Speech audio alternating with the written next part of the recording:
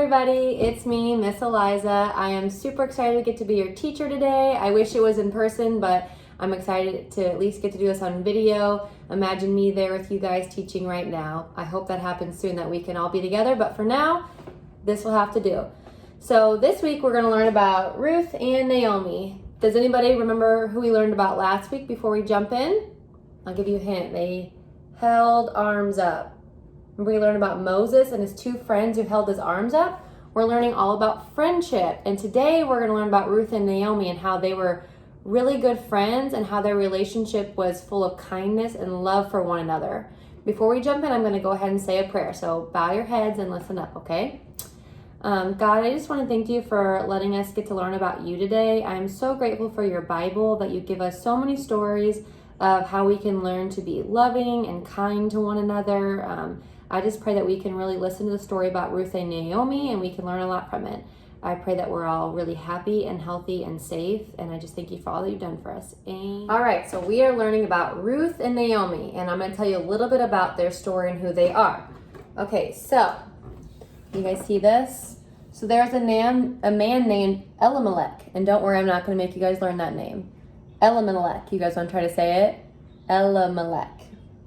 He was married to a woman named Naomi. And Naomi and Elimelech had two sons, one named Malone and one named Kilian.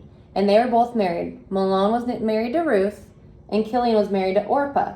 And sadly, their dad and Naomi's husband, Elimelech, he passed away. Very sad. So Naomi was left, but she still had her two sons and their wives. But then sadly, about 10 years after Elimelech passed away, Kilian and Malone also passed away. And it's always sad if our husband or our sons pass away. It's always terribly sad. But back then, women didn't really get jobs. They didn't really get to do the thing that women get to do now. So when they were made widows, it was really scary because they didn't really have a lot of money. They didn't have a lot of ways to make money. The man kind of took complete care of them. So Naomi must have been, she was really scared, and she must have been really sad too, right? So that's really hard. And she just had her daughters-in-law, Ruth and Orpah, right? And she told them, she said, girls, I love you so much. Why don't you go ahead and go back to your families and live with your families, and you can get remarried. You're still young. You can still get a new husband. You can go back to your parents because your husband's passed away and you're really sad, so it's okay if you go. Now, Ruth and Orpah both really loved Naomi. They both did. Orpah said, okay, I love you so much, Naomi. She cried and she was very sad, but she went back to her family. So she went home, right? So who was left? It was just Naomi and Ruth. And Ruth could have gone and left too and gone back to where she came from and got started a new life.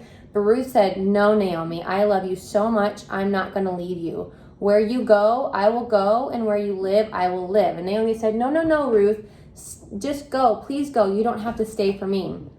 But Ruth was so kind and so good, and she loved Naomi. They were so close, so they stayed together. Isn't that cool, guys, how their relationship, they took care of one another? Because Ruth knew that if she left, then Naomi would be all by herself. And it would have been okay if she left. It wouldn't have been bad. It wouldn't have been like super mean. But she went out of her way to be really kind to Naomi, and they went and lived together. And so it must have been scary for two women who didn't have a whole lot. But they were like, okay, we're going to make this work. We're going to trust God, and he's going to take care of us. And do you think God took care of them? What do you think? When we trust God, does he take care of us? Yeah, he took care of them. Maybe not in the exact way that they were planning on, but they did. Naomi introduced Ruth to this really, really nice man named Boaz. He loved God. He was kind. He loved people. Ruth and Boaz got married to one another. They had children, and Ruth and Boaz were able to take care of Naomi then.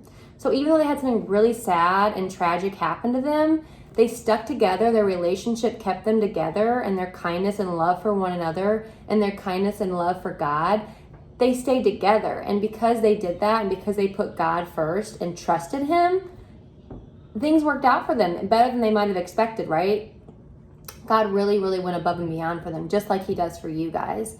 I know that there might be times in our lives that are scary or hard. A lot of you guys, are you starting school right now and it's online, or you might be in school too, but if it's online or in person, it might be just, it's weird right now, right? It's different. It's not what's expected. It's hard. It can be scary. We're trying to meet new people, whether it's online, you're trying to meet kids on your Zoom classes, or you're trying to meet kids with masks on. It's hard, but what does God say to do? He says to trust him and he will take care of you. And if you guys go about your lives with kindness and love for other people, then he'll take care of it. Okay, so I want us to we're going to do a little object lesson, and we're going to learn about how kindness helps and affects other people. All right, everybody, we're going to do an object lesson. This is one that I'm going to show you, but it's cool because you can also do it yourself later on at home with your family. Okay, so we've been talking about what today? What's our point of today been? It's been about kindness and love for one another, right? So we're going to put different things. Let's pretend that this bowl right here, this bowl of water, see there's water in here. Let's pretend that this is the world. This is all the people in the world, and we're going to see what happens when we pour kindness into the world. Okay, so we're going to start with something small. So what is this? Sprinkles, right? They're Christmassy sprinkles. Okay, so how much do you think the water will move if we put some sprinkles in there? A little bit? Let's try to put a little bit in there. You could see the little drops on top happening. There's little ripples in the water, right? You see when it moves around. Sprinkles are very, very tiny, right? But when you put them into the water, it still moves it. And that's how kindness is. Even little things that you do for other people, let's say it's smiling at somebody you don't know, it's saying hi, it's picking up toys in your room for your parents before they even have to ask you, it's holding the door open for somebody at a store or a restaurant. It's little things that we can do, but even little things can change the way that other people feel or what's going on with them, right? So even the sprinkles, they're small, but what are they doing to the water? They're even changing the color. They're making it brighter. They're making it a little bit happier, right? And when you pour them in there, it ripples on the water. Look at that. Okay, but we can also think of even bigger things that we can do for other people that show kindness. When I drop this coin in here, what do you think is going to happen? Do you think the water is going to change? Let's get this to focus a little bit, sorry. Okay, let's drop it in. Ooh, did you see all the ripples in the water? The penny, it's still not super huge, but it made changes in the water, right? So that we can throw even a little bit bigger things in there. They're not huge, but they're bigger, right? And especially if you throw multiples in there, watch. Whoa, it's even splashing out and bubbling over the top. So that could be writing a note to somebody because you're thinking about them. That could be making a meal for somebody who's in need. It could be inviting a friend over to your house to play or inviting a friend to church. It could be asking somebody how they're doing. It could be cleaning up for your parents. These types of things can really make a big ripple in people's life. Let's think of even bigger things. So what do you think is going to happen when I throw this rock in? Do you think it's going to splash out? Let's see. Whoa, it hit my phone and everything. It made a huge ripple in the water. Look, it splashed out.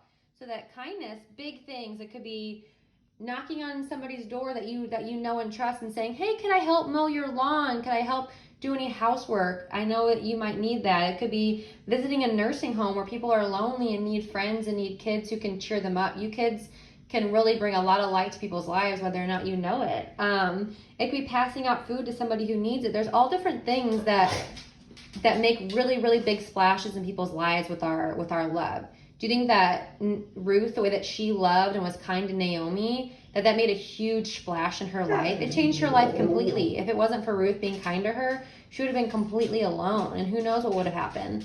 But because that big splash of kindness, it really changed Naomi's life. So whether it be a sprinkle, whether it be a coin, whether it be a big rock, the things that you do for other people, it matters, big or small. The way that we're kind and the way that we love other people really makes a big impact in their life.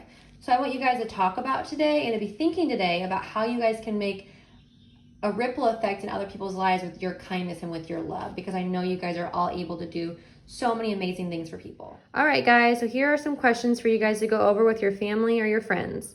The first question is, what did you learn about Ruth and Naomi today?